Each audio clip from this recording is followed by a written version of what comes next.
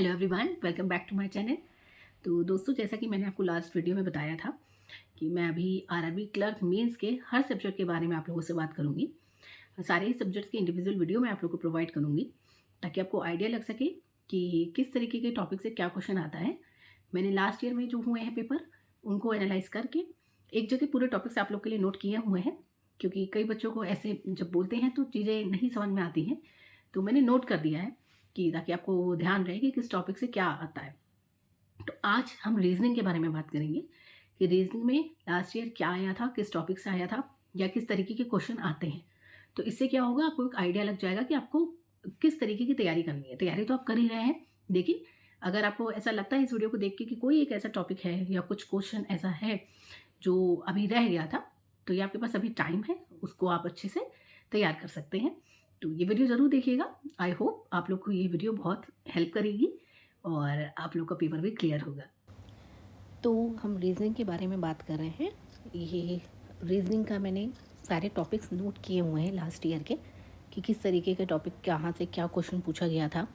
ज़्यादातर पजल्स में जैसे कि किस तरीके की पजल आती है, ताकि आपको एक आइडिया लग सके कि क्या आता है। देखिए, आप लोग मॉक टेस्ट दे रहे हैं तो इतना तो आप लोग को समझ में आ ही गया होगा कि किस तरीके के क्वेश्चन आते हैं, पर जो एक रियल पेपर होता है, जो कि मैंने पहले भी आप लोगों से कहा है, मेमोरी बेस्ड पेपर अवेलेबल होते हैं। अगर आप लोगों ने लगाए होंगे तो आप इस वीडियो से काफ़ी रिलेट कर पाएंगे।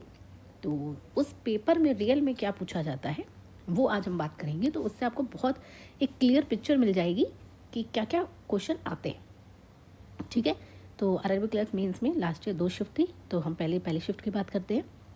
तो देखिए, एक फ्लोर फ्लैट बेस्ड पजल जो होती है, आपने शायद मॉक टेस्ट में दी भी होगी, वो आई थी, तो विद वेरिएबल आई थी।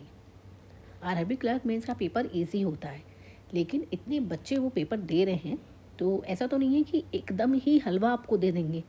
फ्लोर और फ्लैट बेस्ड है, लेकिन साथ में एक वेरिएबल भी है, बट ये डुएबल होता है।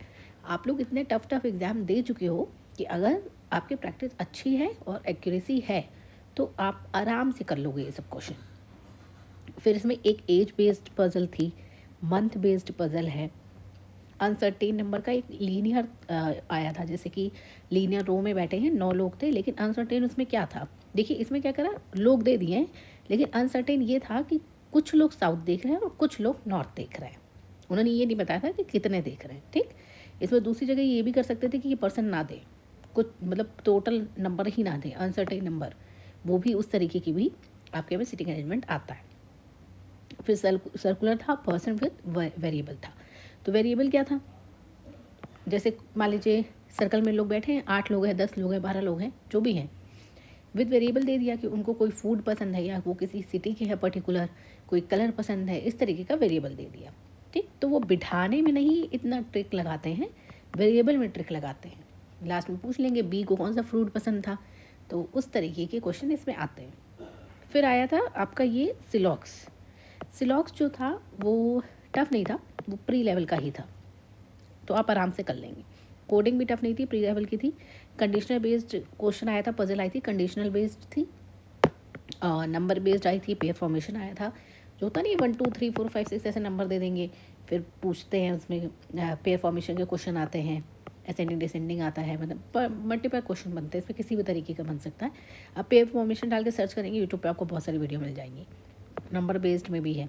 तो ये था आपका फर्स्ट जो शिफ्ट थी, उसमें किस तरीके की पजल थी, सिलॉक्स था, कोडिंग थी, क्या आता है वो पता है, ये सब तो आपका आ जाएगा जो मिसलेनियस पोर्शन है उसमें। अब शिफ्ट 2 की बात करते हैं। शिफ्ट 2 में क्या था, month and date based puzzle थी। मार्च अप्रैल करके एक वेरिएबल भी दिया हुआ था, मंथ था, ठीक है, डेट दी हुई थी और एक वेरिएबल भी था। मान लीजिए किसी का कोई टेस्ट हुआ होगा किसी पर्टिकुलर डेट पे, या इंटरव्यू हुआ होगा, तो इस तरीके का वेरिएबल दे देंगे। ईयर बेस्ड पजल काफ़ी आती है, इसमें 8 साल दिए हुए थे, बेस ईयर 2024 को माना गया था, लेकिन इससे एक ही क्वेश्चन आया था। इसमें मैंने क्वेश्चन इसलिए नोट किया है क्योंकि कई बार क्या होता है, 2 पजल मान लीजिए आई हैं, आपके पास टाइम ज़्यादा नहीं है, तो आपको वहाँ पे डिसाइड करना है कि मुझे कौन सी पजल करनी है। मान लीजिए एक क्वेश्चन आया, उसमें एक पजल आई है, उसमें 5 क्वेश्चन है, और एक पजल आई है उसमें एक ही क्वेश्चन है। पजल तो आपको पूरी बनानी पड़ेगी ना दोनों क्वेश्चन करने के लिए, तो वहाँ पे थोड़ा सा आपको ध्यान देना पड़ेगा। अगर आपके पास टाइम नहीं है तो आप इसी को अटेम्प्ट करिए, टाइम है तो सब कुछ ही करना है, तब तो कोई दिक्कत नहीं है। बट देखिए जैसे ईयर बेस्ड पजल थी, बनाया तो बच्चे ने पूरा ही होगा, लेकिन क्वेश्चन सिर्फ एक ही, यानी नंबर तो सिर्फ एक ही मिलेगा। तो ये चीज़ देखनी है। लीनियर अनसर्टेन, जैसा कि मैंने भी ऊपर बताया था, इस तरीके का क्वेश्चन आ जाता है। नॉर्थ और साउथ में बैठे बैठे हुए कुछ लोग हैं, कितने हैं ये नहीं बताया। कंपैरिजन बेस्ड पजल में 3 क्वेश्चन आए थे इसमें। कंपैरिजन बेस्ड पजल समझ रहे हैं आप लोग किस तरीके की, मतलब जैसे ए बी से बड़ा है और बी का वेट 50 kg है, डी का वेट 45 kg है, या हाइट दे देंगे, ठीक, सेंटीमीटर मीटर कुछ भी, किसी में भी हाइट दे देंगे, फिट में दे देंगे हाइट, या कुछ भी मेजरमेंट में दे देंगे, तो ये कंपैरिजन बेस्ड पजल हो जाती है। ठीक, इसके 3 क्वेश्चन आए थे। बॉक्स बेस्ड पजल, देखिए फिर से वही चीज़ हुई, एक ही क्वेश्चन आया है। बॉक्स बेस्ड पजल आपको पता है, अगर थोड़ा सा भी ट्रिकी आ गई तो उसको टाइम लगता है बनाने में, लेकिन क्वेश्चन एक ही आया है, तो ये सब चीज़ें ध्यान रखनी है। सिलॉक्स के क्वेश्चन 3 क्वेश्चन आए थे, टफ नहीं थे, प्री लेवल के थे, कोई दिक्कत नहीं थी। डीएस यानी डेटा सफिशिएंसी 2 क्वेश्चन आए थे। डायरेक्शन पैसेज में आया था पर टफ नहीं था, हो गया था। चाइनीज़ कोडिंग आप लोग को पता ही होगी, ईजी होती है, तो ऐसी कोई दिक्कत नहीं है। मीनिंगफुल वर्ड का एक क्वेश्चन आया था।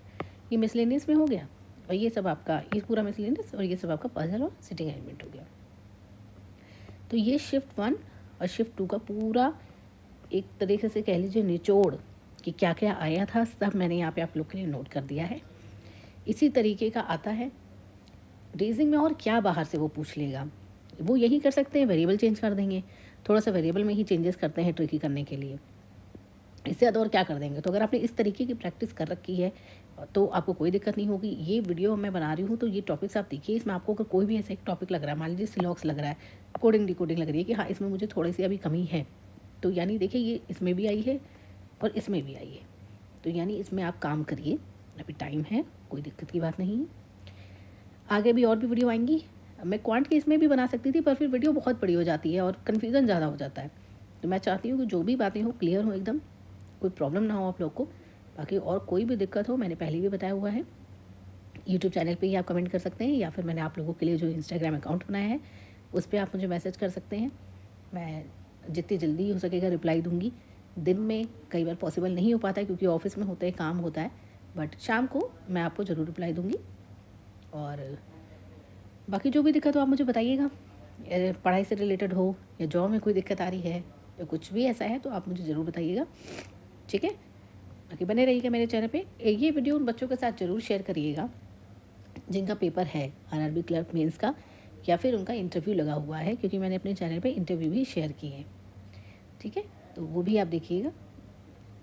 और कोई इशू हो तो ज़रूर कॉन्टैक्ट करिएगा। Okay, thank you so much.